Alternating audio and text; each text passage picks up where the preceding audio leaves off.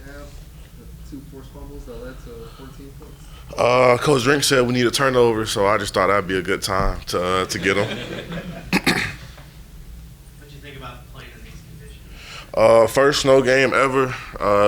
It was slick, but we got the job done. It was hard to bend the corner a little bit. The ice was a little slick, but I believe without the snow, I would have finished a couple of those plays on the quarterback, but it wasn't that bad.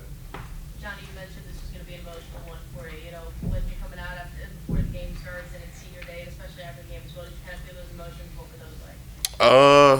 Only thing I felt was a cold, to be honest with you. I didn't wear any sleeves today, but I thought I was going to cry. Didn't cry, so that was pretty good. But besides that, I was good.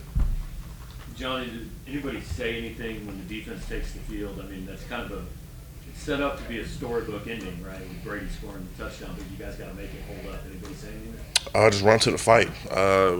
Defense never shies away from a challenge. Our motto was always run to the fight, no matter what happens. John, back on the snow, just how do you think it kind of impacted the way this game played out stylistically? Not sure.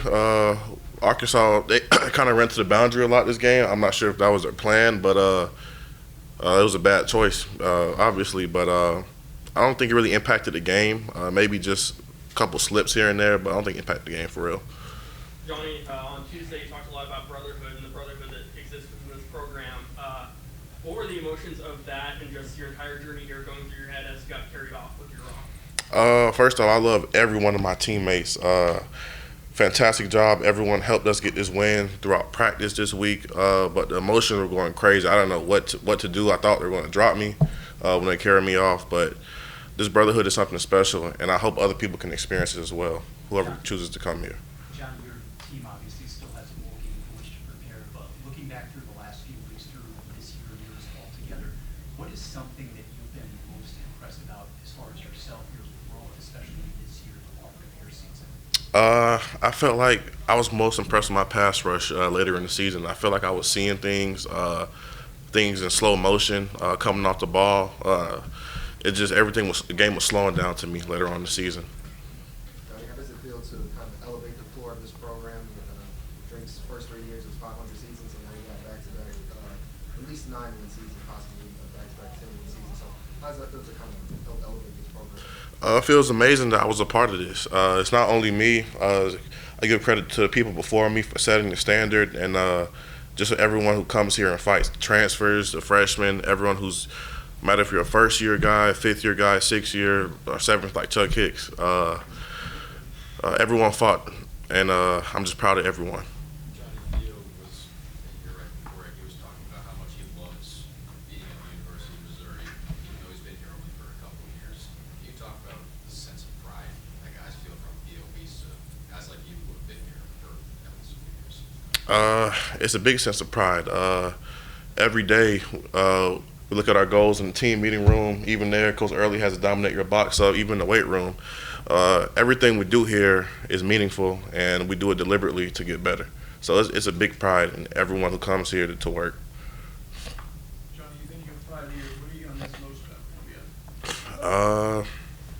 That's a great question. The basic one would be the football team, but the food here is actually pretty good.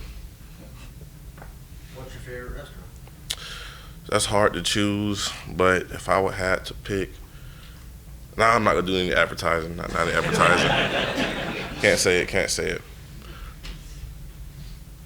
Johnny, when you think about this defensive line group, especially going into next season, passing on that baton, if you will, what characteristics are going to help it continue to grow and be that much better? I believe they can be better than this year.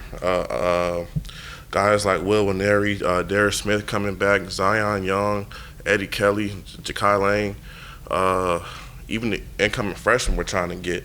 I believe they can be a lot better. I'm always a phone call away if they need help, any information, any pointers, anything. I'm here for these guys. It's interesting that you bring up those guys as kind of like the new leaders of this team as you go. Last year, as he was leading the program for the NFL, Darius Robinson brought up guys like you and Christian Williams as the new leaders of this team. So how does it feel to fall into his footsteps? I believe everyone has their own journey. I'm trying to follow in his footsteps. We'll see what happens at the next level. But I'm just blessed to have an opportunity to go to the next level. Johnny, four conference games here, 4 comeback wins. What does that say about the resilience of this football team? We're a tough team whenever out of the fight. I really feel like no matter what happens, we all believe in each other. We got each other's backs. Ultimately, it comes down to complementary football, and that's what we played today in all those games. Couple more for Johnny.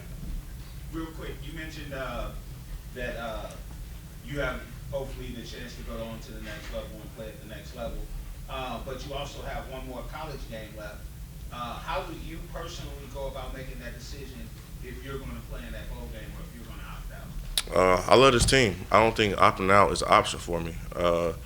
If you give me one more chance to play with my brothers, I'm going to do it 100%.